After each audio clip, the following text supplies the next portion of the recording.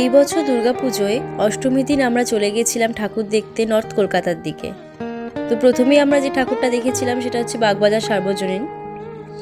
ওই যে প্যান্ডেল দেখা যাচ্ছে, প্যান্ডেলের ভেতর ঢোকার চেষ্টা করছি। প্রচুর ভিড় চারিদিকে, মেলার জন্য আরও ভিড়।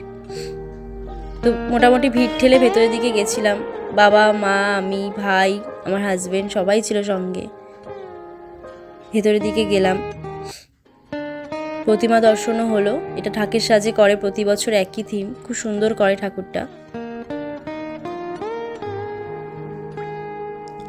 প্রতিমা দর্শন করে মণ্ডপ সজ্জার কারুকার্য দেখে এবার আস্তে আস্তে বাইরের দিকে বেরিয়ে আসলাম। এখন আমাদের নেক্সট ডেস্টিনেশন হচ্ছে কুমোরটুলি সার্বজনীন, সেদিকেই যাচ্ছি।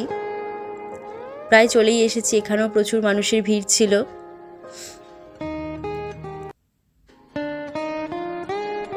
দেখে নিন আপনারা ভেতরের কারুকার্যগুলো, খুব সুন্দর করেছিল। এটা ছিল বাইরের পোর্শনটা, মণ্ডপের ভেতরটা ছিল আরও সুন্দর। আপনারা আশা করি সবাই দেখেছেন এবছর। এই যে ভেতরের দিকে আমরা আস্তে আস্তে প্রবেশ করছি, ভীষণ সুন্দর করেছিল।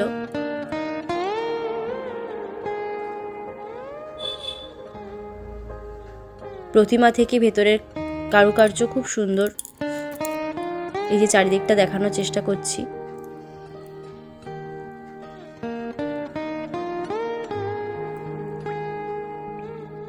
এখন আমরা চলে যাচ্ছি কুমোরটুলি পার্কের দিকে।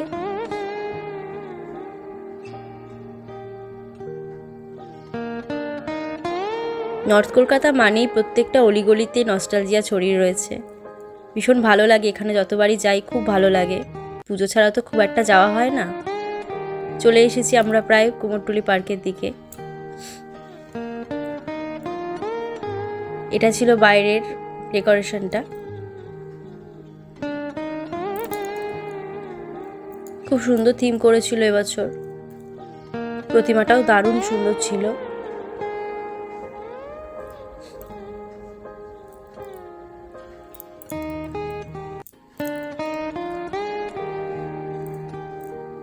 সেখান থেকে বেরিয়েই রাস্তার ধারে একটা ছোট প্যান্ডেল দেখে আমরা ঢুকে গেলাম।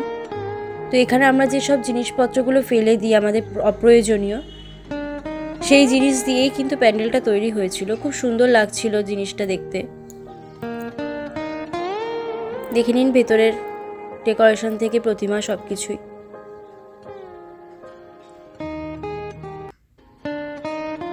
খুবই সুন্দর লাগছে। এবার যাচ্ছি আহিরটোলার দিকে। প্রায় চলে এসেছি, প্রচণ্ড ভিড় ছিল, গরম। আমাদের লাইনে অনেকক্ষণ দাঁড়িয়ে থাকতে হয়েছিল, কারণ সেই সময় সন্ধি পুজো হচ্ছিল, ভেতরে প্রবেশ নিষেধ ছিল। আমরা অনেকক্ষণ লাইনে দাঁড়িয়ে থেকে তারপর এখন ভেতরের দিকে যাচ্ছি।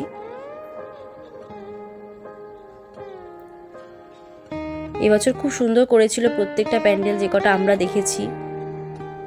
এটাও দারুণ সুন্দর ছিল। ভেতরে শিবলিঙ্গ যেটা ছিল সেটাও দারুণ সুন্দর করেছিল, খুবই ভালো লাগছিল।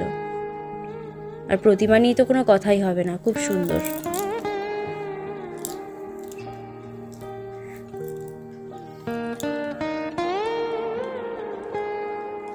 এভাবেই এবার আমরা আস্তে আস্তে চলে যাচ্ছি বিষের পল্লীর দিকে।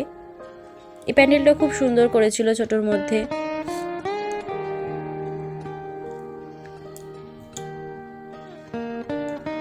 দেখে নিন ভেতরের কারুকার্য থেকে প্রতিমা সবকিছু।